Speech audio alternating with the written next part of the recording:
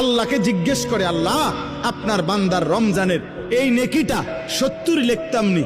আল্লাহ বান্দার দিকে তাকাইয়া যখন দেখে গুনাহ থেকে মুক্ত, আল্লাহর জিকিরে তার জিব্বা ভিজা, আল্লাহর মহব্বত তার কলিজার মধ্যে, সুন্নাত মোতাবেক তার জীবন, আল্লাহ তখন বলে না 70 না 700 লেখো, 700, 7,000 লেখো, 70,000 লেখো, 7 লক্ষ লেখো, 70 লক্ষ লেখো, 7 কোটি লেখো, 70 কোটি লেখো, 70,000 কোটি লেখো। এক সেজদায়, এক সেজদায় একবার সুবহানাল্লাহ বললে আল্লাহ বলে লেখো 70,000 কোটি সুবহানাল্লাহ লেখো। কোন কোন বেলায় আল্লাহ মহব্বতের জোশে, আল্লাহ তার মায়ায়, আল্লাহ বলে ফেরেশতা তুমি লিখো না, সাআকতুবু, আমি আল্লাহ নিজেই লিখবো।